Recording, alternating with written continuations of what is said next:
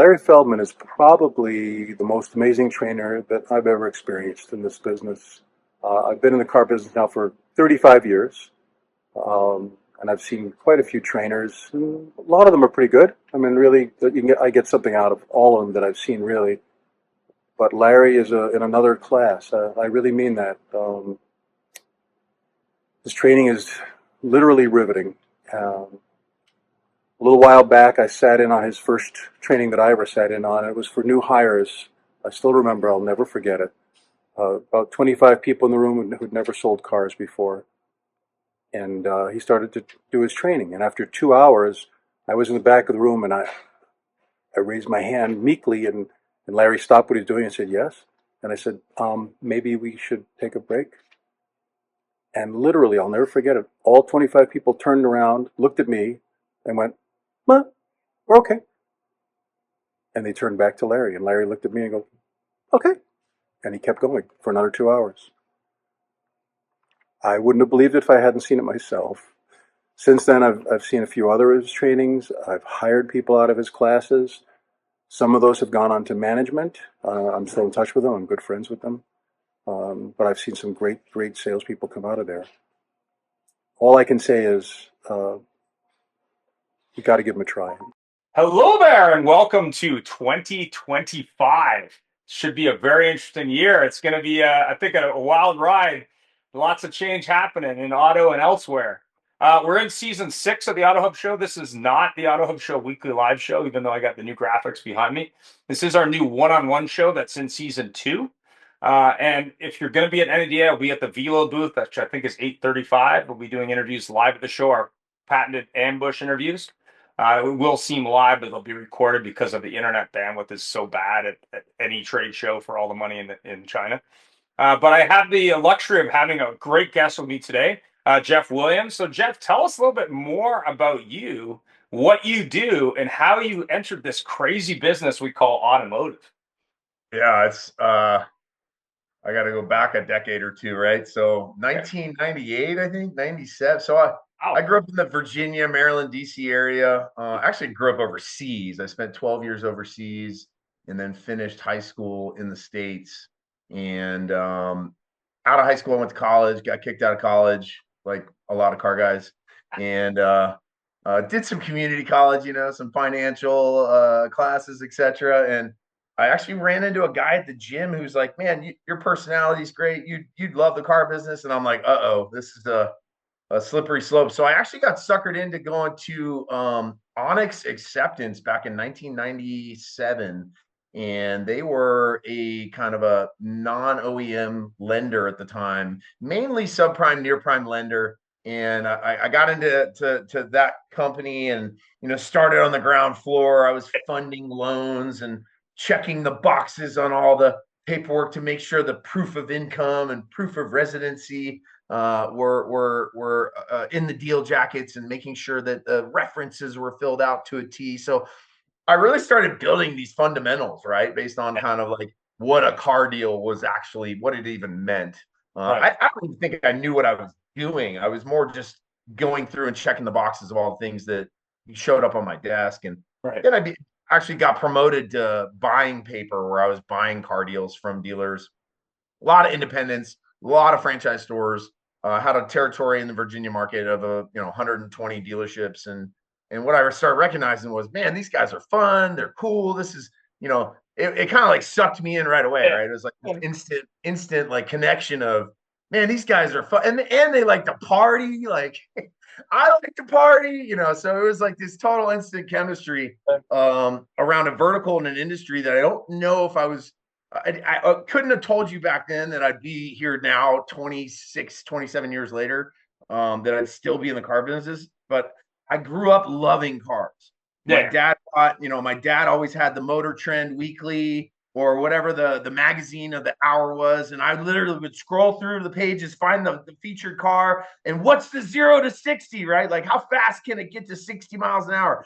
And that was like this standard of every vehicle out there. And I'm like, man, some of these cars are so slow. It's like, so I got sucked in real early as a youngster. My dad always had cool cars. So I was like, man, I really enjoyed learning about vehicles and understanding that. And then as I started building these building blocks around what is a car deal and what does a car, consumer look like, it really just kind of kept stemming from there, right? It was like building blocks upon building blocks. And then it became down to understanding credit and understanding, the variables and the risk, the Right. way we look at folks with risk, and are they worthy of a vehicle? Are they not? And then if they had credit deterioration issues back in some, past life, like we want to understand what those were. And so we call customers and interview them like, oh, I had cancer and I was going through treatments. And so I was unable to make payments. And I'm like, oh my God, like I totally can understand that story. Right. So it's like I'd call the dealer back and be like, hey man, your deal's approved, at whatever LTV and whatever interest rate at the time. So I spent about 7, 8 years doing that and became really good at it, and was a President's Club and all these trips, and just because I was originating so many loans with my dealer base, and it really kind of stemmed from there, and it kept going. Capital One has 50,000 employees. They're a massive entity, and one of the most intelligent companies I've ever worked for from a just a business framework perspective. They just do a fantastic job executing.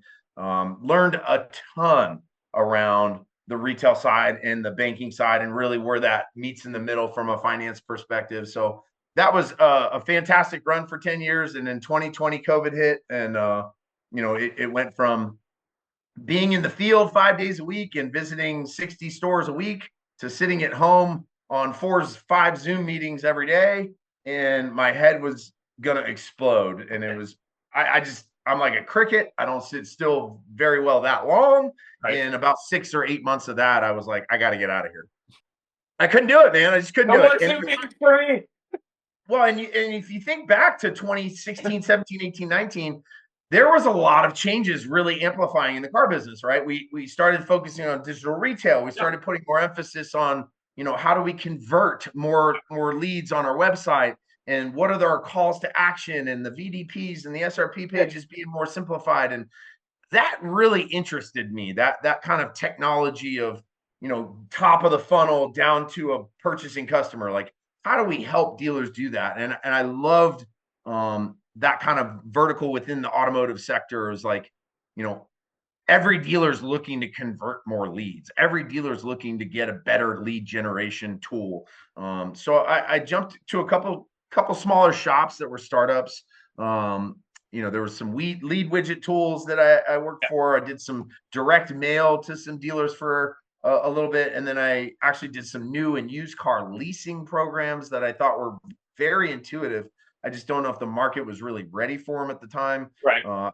Most consumers don't understand leasing very well, No. but it really opened my eyes to what I thought was a brilliant concept. And that was, signing dealers nationally, training dealers nationally on the road. Larry Miller was one of our clients at the time. And so it was a lot of fun. I learned a lot more. And then I kind of I got a call from an old colleague who was like, man, I'm at this killer startup. It's called Zipdeal. We do kind of the F&I wait from, yes, I want to buy the car, to going into finance. We kind of help facilitate that time and use up that customer's time with a high engagement tool. And that really resonated with me because I'd been in so many stores physically, Ian, that I saw the customers just sitting. And when you go to dealers, are we done yet? Are we getting done yet? Is it gonna happen soon? I mean, dude, it's an age-old problem, right? And I think how long is this gonna take? I mean, sadly, this is factual information. More than 50% of the time at a store is after they've agreed to buy. Oh, I know. It's bananas. I worked retail myself 10 years. I have a family history. I did every job on the sales side of the house. I've trained and serviced. I worked for Safeguard with Nissan Infinity, and we were training them at the time on menu selling. And the big thing that I did when I worked retail that we trained them to do is basically saying, hey, the finance manager, before the deal is done or right after it's done, finance manager needs to get off his or her ass, come out and meet the customer immediately and say, listen, I'm going to set this deal up. You're going to see me in 10 minutes. because otherwise it's like the salesman's like, can I get you a coffee? Can I get you a donut? Whatever. They're running around trying to figure out how to keep this customer high so they can get into the box. And that's not a good plan. Like it's and the thing that was interesting is I don't know if you've ever been to Apple retail store in the holidays, but they're pretty good at doing that because they have so many people trying to buy something that's overpriced that they get pretty good at it. But in the car business, and I buy cars occasionally, and I actually was in to get a recall done on my car recently. And what ended up happening was they called me the night before I was coming to recall. Going, hey, if we can make the numbers work, would you buy a new vehicle? And I said, yeah, I'm always open to an offer. If you want to give it to me for free, like I'm going to listen. And it was funny because I get there for service and they're open earlier. So I don't know, it was 8 o'clock. I got there, dropped my car off, sitting there having a free coffee. I'm talking to receptionists because none of the salesmen are even around. Eventually, a salesman rolls in at like, I don't know, 9 o'clock, maybe, I don't know, 8:45. It wasn't the salesman who booked the appointment with me, it was somebody else. I'm like, okay, so like, yeah, do the numbers, dude. Like, come up with some numbers. And then about 10 minutes later, the salesman who booked it with me rolled in and called me on my cell phone from the desk right next to me, by the way. And I'm like, yeah, things not to do. Show up late when an appointment's coming in that is going to show up for service. Like that's probably they're going to wait. Why would you not be there? Unbelievable. And I And then think you're just reinforced. It made no Yeah, sense. It just made you're no sense. literally Like, why are you even bringing me in here? Makes no sense. well, and I think you're reinforcing just some of the inefficiencies that we see day in and day out that dealers it drives them bananas. But they don't take enough time sometimes to understand the disconnects and the fragmentation within their own stores that it's Oh, like 100%. yeah. So And you were bringing up leasing. So here's a classic example.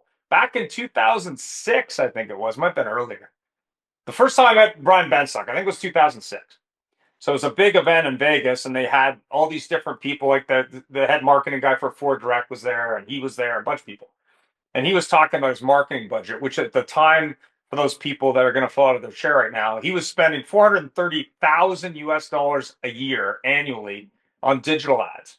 And he reduced his budget and increased his sales by moving digital. At the time, everyone was still in the old school world. So the whole presentation was about, okay, I have a 75% lease retention number.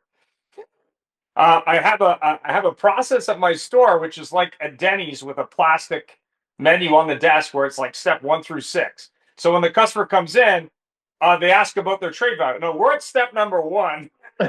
Here are the steps, right? And this is a long time ago. But the thing that was interesting about Benstock, strictly from a leasing perspective, was that he was constantly had a new problem, which is that he needed those trades because he was turning a lease at such a high number that he needed inventory. So what he would do is he'd send you a letter, a postcard, say, "Listen, you're driving an Acura TL. Great, I'll put you into a new one. $6 a day. Come see me." And then people would show up and he just split the cars. Like he didn't like there wasn't like I'm coming in hoping the numbers work and maybe it was like no, this is kind of how we do it. And the thing that's funny about Benstock is he's kind of the inspiration for the show because we were going to do a show. We did a show OEM versus the dealer. So we had a bunch of dealers on, and the OEMs didn't come on for obvious reasons. But he was going to be on. And he's like, "Oh, I can't do it because I'm meeting with Honda in New York City at the same time." So we're like, "Oh, cool. Let's do an interview." So we did an interview with him. It was 45 minutes on a Sunday evening because he works 7 days a week. I said, "Why 7 days?" He goes, "Well, I work 6 days to beat everybody else, and then I work the seventh day to get ahead of them." And I was not like, wrong. "That's a classic Brian Benstock move if you ever see his posts." But when you're looking at Zipdeal, and it's funny you brought up digital retail because I think we've done 3 or 4. We've been doing digital retail shows so long that the companies that we interviewed for those shows where we pit them against each other, those are now owned by other big companies because they had little companies, then someone else bought them, and then they're now part of other companies. But the funny thing about those shows was at the time, and I managed an internet department, so I know a lot about the internet side. And I also work for a web developer or a website company in Ottawa for a couple of years, so I know a little bit about that.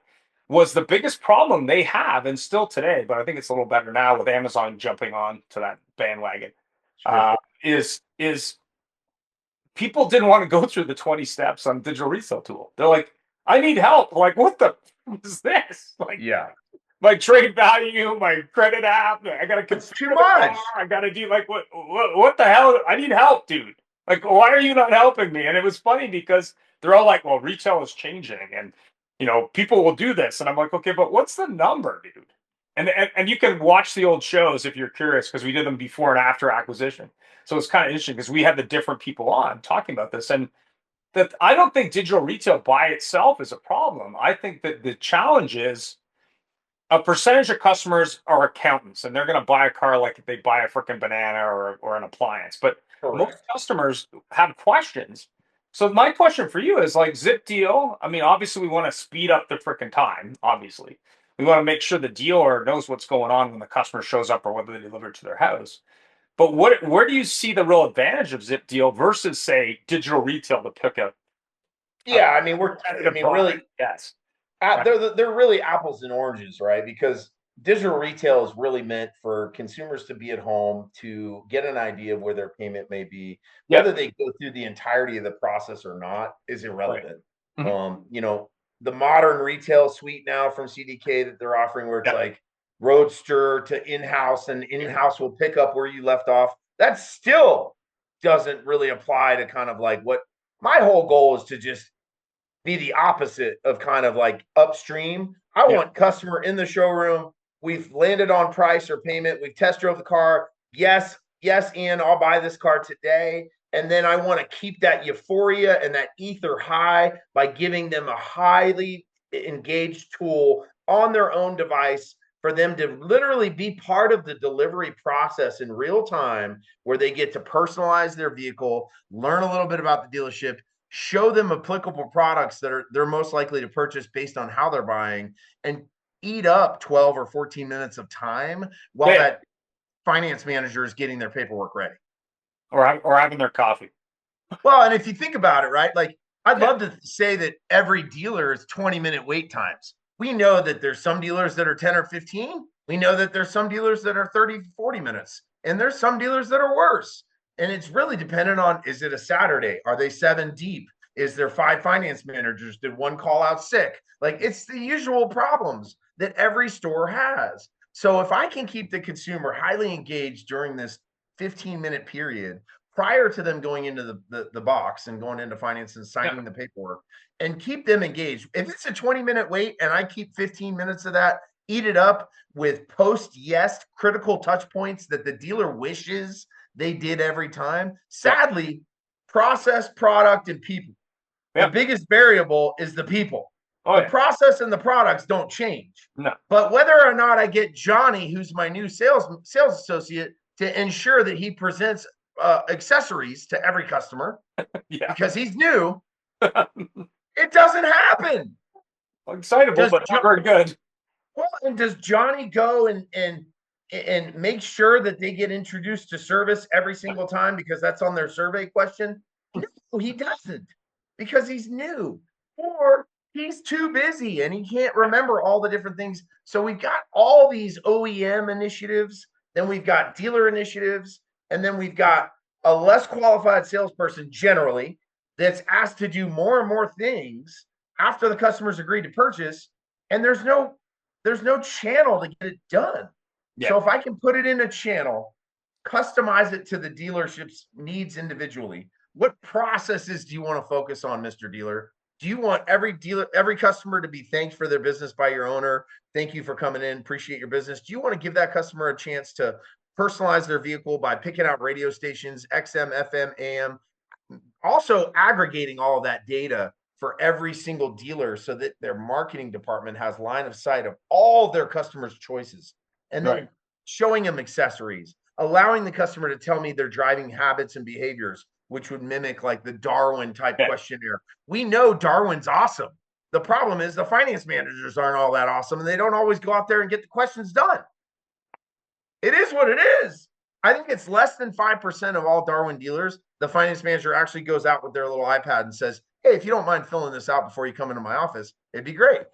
9 out of 10 of them are doing it in their office already. So why not get this information upstream, expose that customer to the products that are applicable? If it's a lease customer, let's show them some leasing products that they're most likely to purchase. Oh, 100%. I mean, I got this phone today and they're checking your ID. Okay. And I'm a client of the customer. Like I already have other phones of this company. So they get my ID. They're asking me a bunch of questions, trying to sell me the internet or something else, whatever it is. And then when he's going to get the product from the back, he's got me answering these credit questions about what loans I have. I'm like, what does that have to do with anything? Like, what? He's like, oh, that's to verify your identity. You got my driver's license. I'm physically freaking here, man. What the? I'm a customer of you guys already. Like, what are you doing? It was just so ridiculous. But to your point, it wasn't his fault. He was told, ask these questions. And I'll use the example again of the store I was at.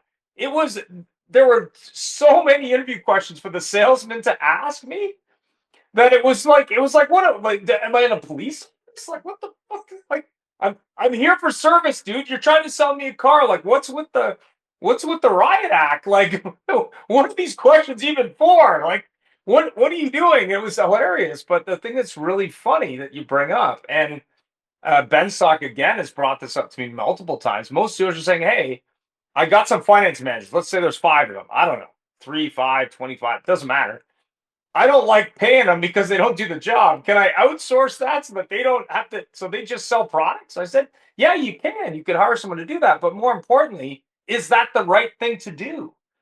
Do you Yeah. need 5 business managers who don't do the job well? Why don't you just get 3 that do the job well and have the salesman do some of that job? I mean, it's funny as we roll into AI and digital retail and a bunch of things that really it's a question, okay, where are your challenges right now?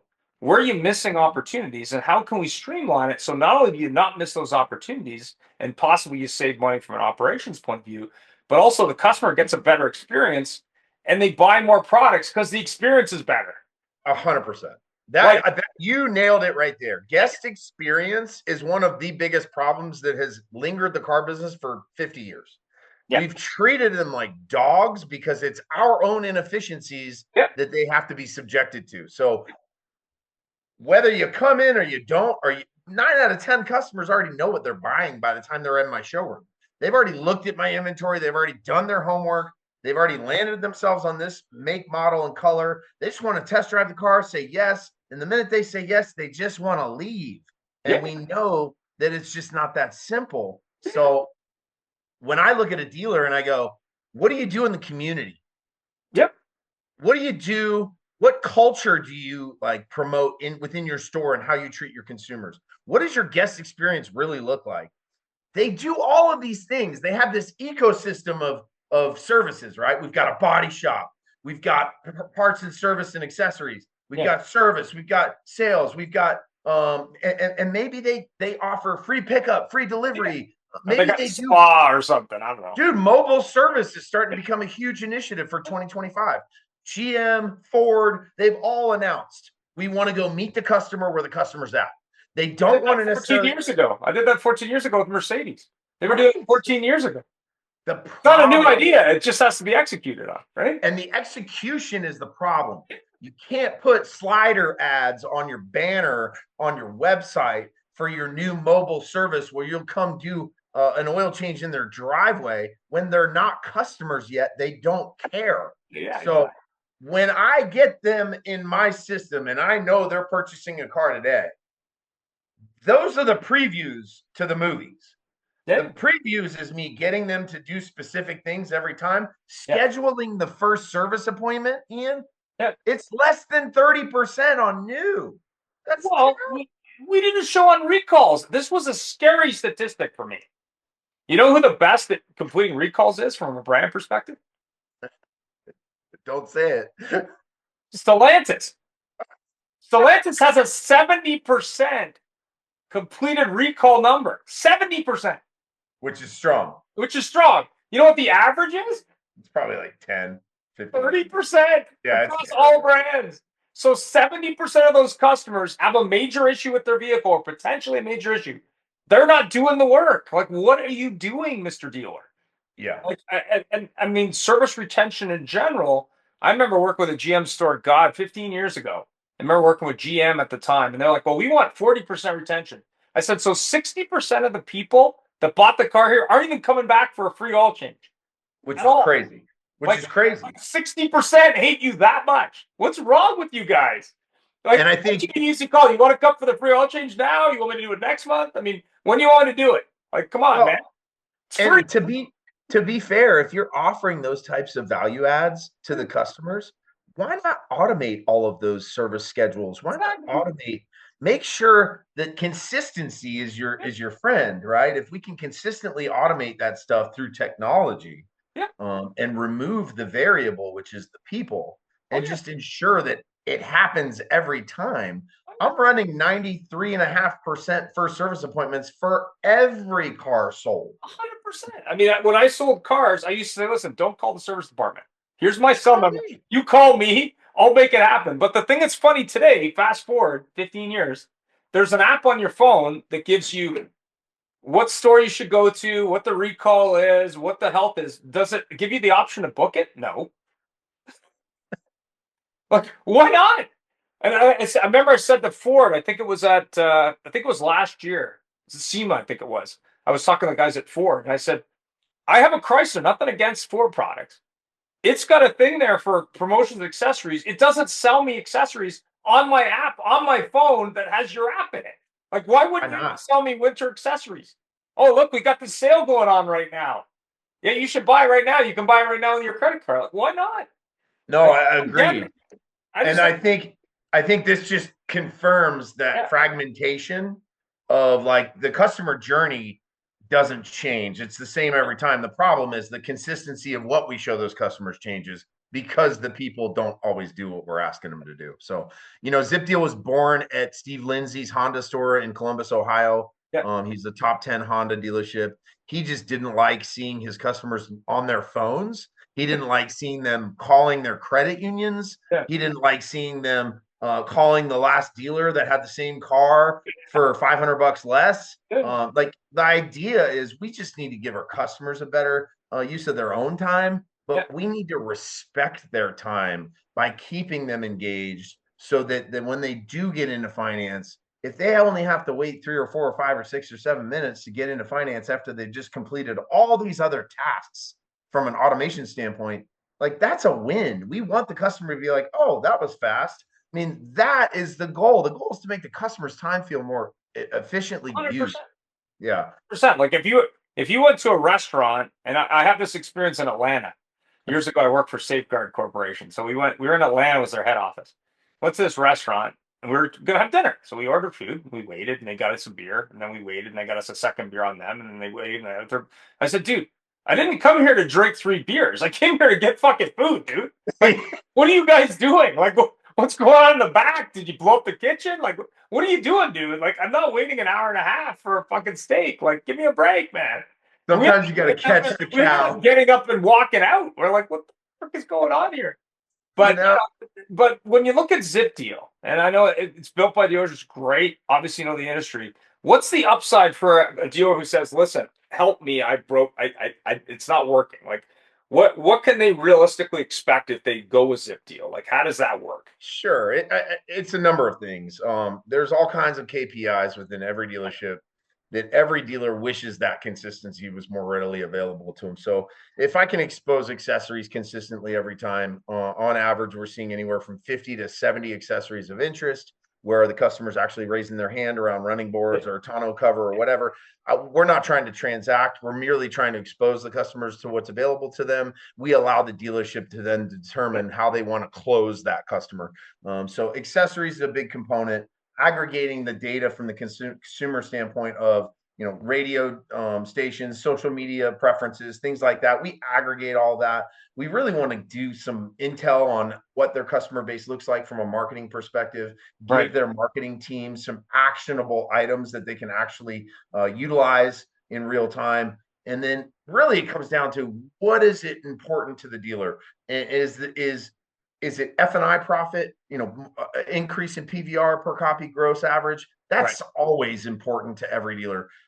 I have stores that jump on Zipdeal and they've been on it 90 days and they're $300 up higher per copy average. And it's because the customer's getting exposed to the product sooner, but they're also being exposed to them more consistently. Right. And it makes that close in the box much easier. Somebody asked me the other day, like, what's your average PVR lift across all your stores? And I was like, that's just not a realistic question because I've got stores that run 3,300 a copy. Do you think they're going to bump up to 3,600 a copy? No, they're not. But they're going to be, we've taken ancillary products that they don't sell a lot of, added it into our Zipdeal workflow, and seen those percentages go from 8 or 9% penetration over 25%. And it's just because of the consistency. I just know, like Vegas, the 100% of the time I play the game, I'm more likely to win. And so when we get customers to adhere to, dealer customers to adhere to this being part of their delivery process, the KPIs are all over the board. Higher accessory exposure, higher accessory sales, higher first service appointment exposure, higher first service appointment return customer show rates. You're and the list kind of can go on. If you have a body shop, how many of your customers know about your collision center? Zero. I send them a contact card to every purchasing customer. So just so that ecosystem again is getting the awareness is going to be there with every purchasing customer. Like I said earlier, we put all this stuff on our website, but the customers are looking for the car they want. They're not looking to see if you do mobile service. Yeah. So I become a purchasing customer is when that mobile service is now very relevant to me because I just agreed to purchase this truck. And now you're telling me you'll come to my house and do an oil change. I like that idea as a customer. Yeah. So I think it comes back to when is the right time to show the things that you do as dealers to the customers. And I think the right time is always after they've agreed to say yes to purchase from you. And so we really, there's no one size fits all workflow that I build and develop for a dealer. Every dealer is different. Every dealer has different initiatives. I've got some dealers that really want to focus on building their social media branding. Yeah. I'll ask every customer, will you give us a video testimonial while you're going through this process? If they say yes, I'm going to alert the sales manager. You got a video testimonial customer on your showroom floor. Make sure your marketing team or whoever comes over and films them saying, Ian was the best sales guy I've ever had. And he obviously runs the best dealership ever. I just think every dealer is different. So we give a host of things for dealers to choose from where they can pick out things that are important to them. For too many years, technology has dictated how the dealer is supposed to operate. Right. Where we want to be, you tell us how you operate, and we will fulfill our technology to support those initiatives. And then what about like the training side? How long does it take to set up? What's the cost? And I'm assuming there's a bunch of options. Yeah, so there is. Dealers that sell insurance on site love Zipdeal because it helps promote and turbocharge the opportunities from an insurance perspective. Right. There's less loyalty right now to insurance than there's ever been in the past, and that's just because everybody's so all over the place. Yeah, the costs are crazy right now. So it really just depends on the dealer. On our launch is so easy because it's not meant for the sales guys to do. It's meant for the customer to do. So all I got to do is train your sales guys how to get the customer the text message and then really just tee them up, right? Like, hey, you just got a text from our express delivery platform. That's the next step in the delivery before you go into finance. I'm going to go get your car cleaned up and gassed up. Make sure you ping me if you have any questions. That's it. It's not really meant to be rocket science. From a cost perspective, we have packages that start at $14.95. We have enterprise packages that are down to $9.95 for 5 rooftops or more. It just depends on what the dealer wants to do and how many stores we're talking about. But from getting this up and moving and into a store, 2 weeks. Oh, okay. And then you obviously work with every CRM, DMS. You work with websites. You work with different technology. So we do. We have integrations all over the place, Ian. But we really don't need a lot of fuel. All I need to really hook into is the DMS. Systems are somewhat irrelevant because that's where sales guys are plugging in, data for consumers. I'm more of we know this is a deal. Let's just pull out name, phone number, VIN number, stock number. Is it finance? Is it cash? Is it lease? New CPO used? I kind of understand what they're buying and how they're buying, and that will dictate what products and what kind of guest experience they're going to have. And can the customer on the website with Zipdeal do some of the stuff before they come in the deal? Is that how that works? No, so it's meant to be on site, in store only. We do have some dealers that do remote deliveries with Zipdeal, where we can text the customer a remote delivery. It changes, right? Certain things change, you don't need to download you may not need to do a first service appointment if you're an internet customer and you bought 190 miles away. Yeah.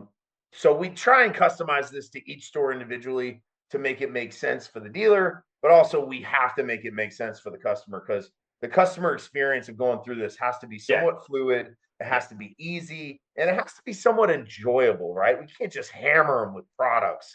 We try and pepper in a few finance products during the process. We ask for Google reviews. We ask for the OEM app download to automate. We automate all these things as the customer's going through this, so that by the time they're done, they're going to get a couple text messages from Zipdeal, and it's from the dealer, right? It'll be express delivery, fast lane, finish line, whatever you want to call it.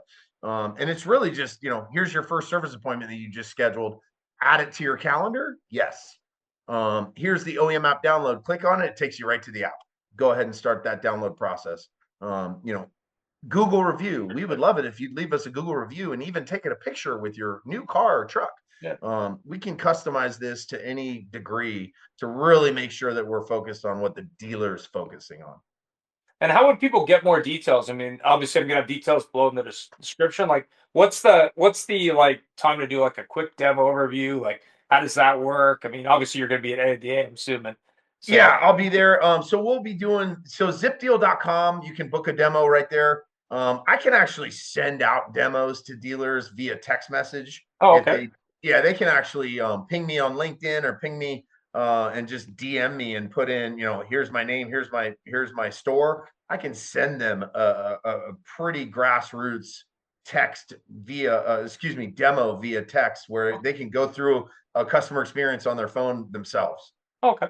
So pretty simple for them to understand. It's not like they've got to like become a programmer or No, that you kind of. know, I'll give you an example. So we had a dealer group in Texas, the Cavender Auto Group, who really wanted to amplify their referrals, just Yeah. getting more referrals of purchasing customers. So one of the stores said, we really love it if we could just ask every customer, do you have any referral, friends or family? And they Somebody's might, interested. Yeah. yeah, it's just an awkward question from a sales guy, like, hey, Ian, tell me your uncle's name so I can sell him a car, right? So Do we you do who else do you know who it. wants So to come to a secret meeting about a car? it's very passive, and it just asks them to share the love. If Yeah. they're having a great experience today, why wouldn't you want your family members to do the same, or friends or family? And that referral slide that we've added into our workflow, we took it global, so all of our stores now have it, and it's only because it works so well. On average, stores that sell 300 cars or more, we're seeing on average 30 referrals a month.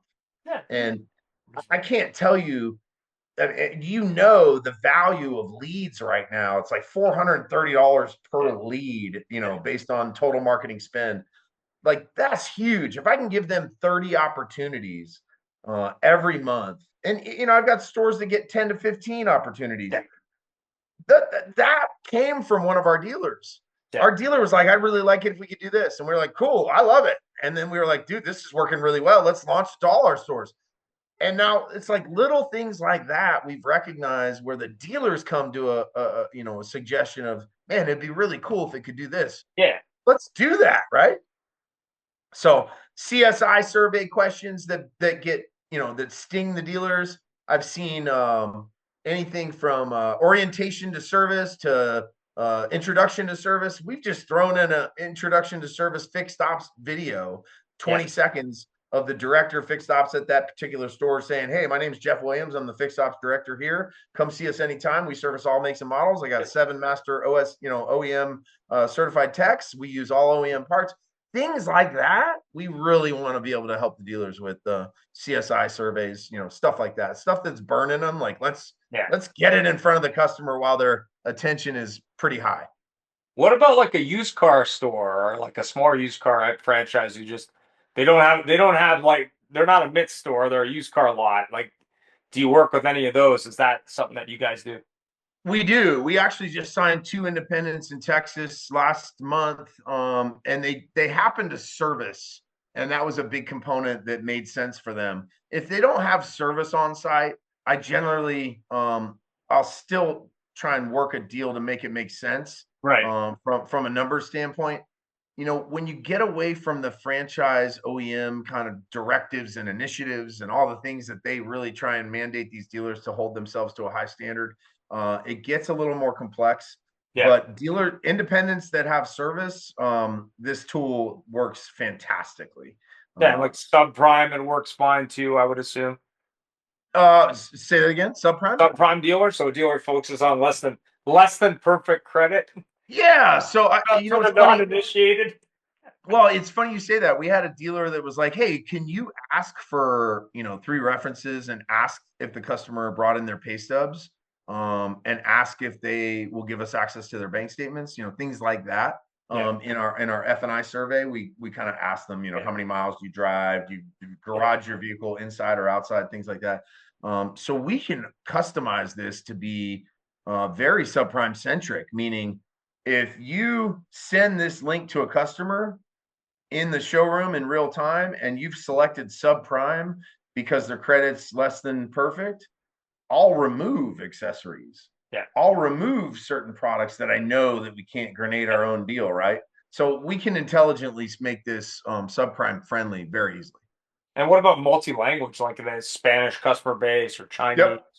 Yeah, so we're actually set up or whatever, Arabic. Yeah. Well, it's funny because the more and more you get closer to the coasts, right? You just recognize that there is a lot more language needs. Yeah. So we're set up currently for English and Spanish right now, where the entire workflow, all the text messaging to the consumer would all be sent to them in their native language. Yep. If it's Spanish, we do have like Mandarin in some markets where they really have a heavy Mandarin presence.